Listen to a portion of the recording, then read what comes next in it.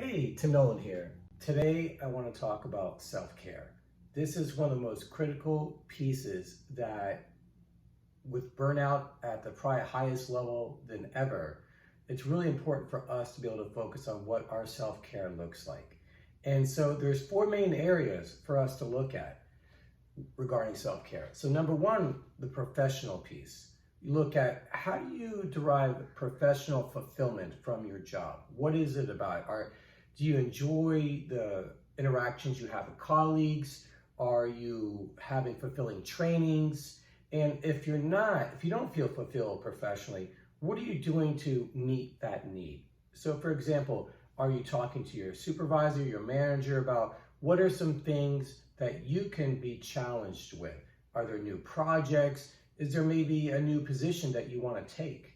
So that is something that it's up to you to look at what can be done professionally to meet your needs. So when you look at self-care, it's that fulfillment piece. How do you like your job? How are you being challenged? How do you like the interactions you're having with colleagues?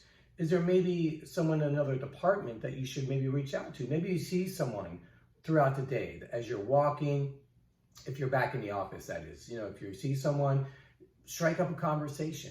Just make some interaction and try to build some meaningful professional relationships. That can be very fulfilling in it of itself.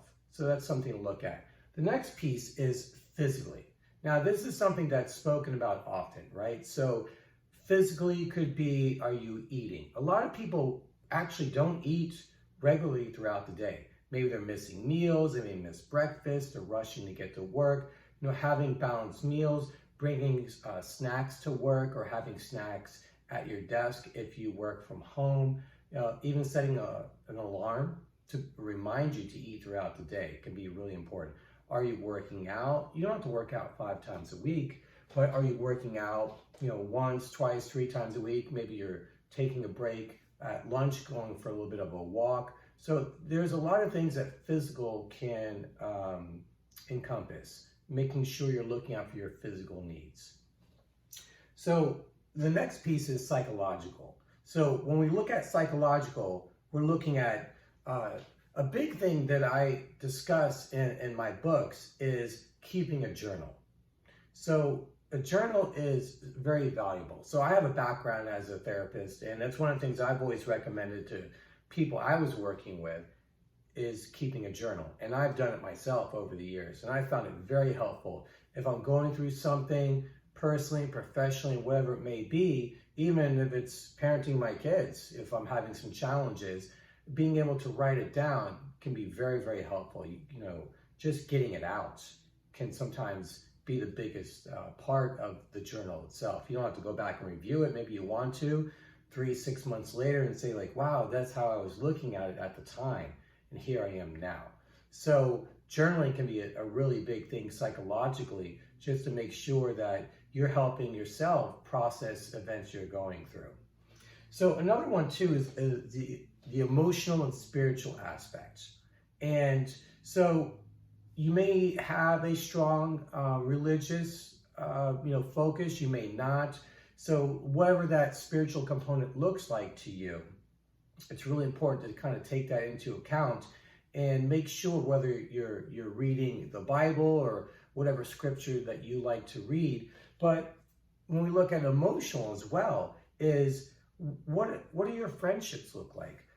How close do you feel to the people in your life? What are you doing to be closer to those people?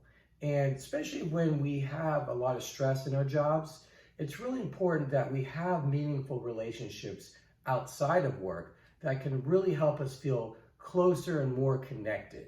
Because otherwise, you're so drained from the work that you do that you may not feel you have a lot of energy outside of work. And so when you have meaningful relationships, when you have meaningful hobbies, things that you enjoy outside of work, you can see yourself that you have a role that's more than your job.